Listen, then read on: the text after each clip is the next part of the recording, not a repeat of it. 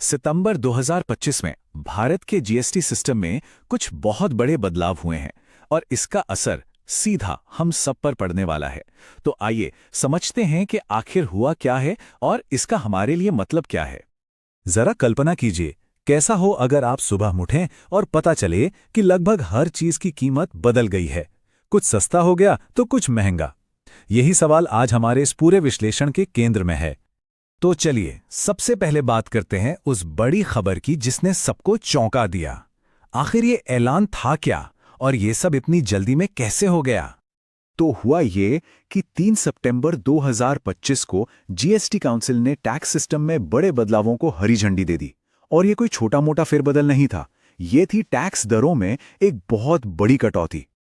और देखिए, दिलचस्प बात यह है कि इन बदलावों का मकसद ज्यादातर चीजों को सस्ता करना है। सिर्फ कुछ गिनी चुनी चीजें, जैसे कि बहुत महंगी मोटरसाइकिलें या डिजाइनर कपड़े, वही महंगे होने वाले हैं। अब सवाल उठता है कि भाई सरकार को अचानक इतनी बड़ी टैक्स कटौती की जरूरत क्यों पड़ गई? इस फैसले के पीछे की आर्थिक वजह आखिर है क्या? देखिए, इस कदम का एक ही बिल्कुल साफ लक्ष्य है, कंजम्पशन यानी खपत को बढ़ाना। आसान भाषा में कहें तो सरकार चाहती है कि लोग बाजार में जाकर ज्यादा खर्च करें। इसको समझने के लिए हमें अर्थव्यवस्था की बड़ी तस्वीर देखनी होगी। देखिए, इस वक्त देश के विकास के जो दूसरे इंजन हैं, जैसे एक्सपोर्ट और प्राइवेट इन्वेस्टमेंट, वो कुछ खास रफ्तार नहीं पकड़ पा रहे हैं। तो ऐसे में घरेलू खर्च को बढ़ाना और भी जरूरी हो जाता है। मतलब इसके पीछे की सोच बिल्कुल सीधी है। टैक्स कम होगा तो लोगों की जेब में ज्यादा पैसा बचेगा, वो ज्यादा खरीदारी करेंगे और इससे बाजार में डिमांड बढ़ेगी। चलिए अब थोड़ा पर्दे के पीछे झांकते हैं और देखते हैं कि यह फैसला कैसे और कितनी तेजी से लिया गया, और हाँ, इसमें राजनीति का क्या रोल था। ये सब कुछ बहुत ही तेजी से हुआ। पहले प्रधानमंत्री ने स्वतंत्रता दिवस के भाषण में सुधारों का जिक्र किया। फिर 3 सितंबर को जीएसटी काउंसिल ने अपनी 2 दिन की मीटिंग के पहले ही दिन इसे मंजूर कर लिया और 22 सितंबर से तो नई दरें लागू भी हो गईं।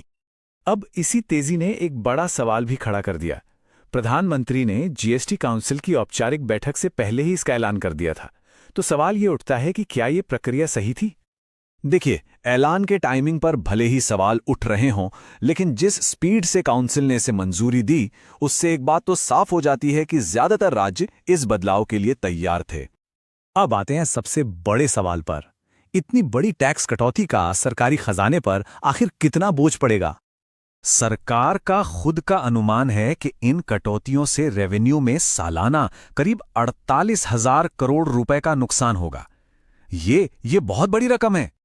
लेकिन रुकिए, कुछ एक्सपर्ट्स का तो ये भी मानना है कि ये आंकड़ा कम बताया जा रहा है। उनके हिसाब से जिस तरह की कटौतियां हुई हैं, उसे देखते हुए असल नुकसान इससे कहीं ज्यादा हो सकता है।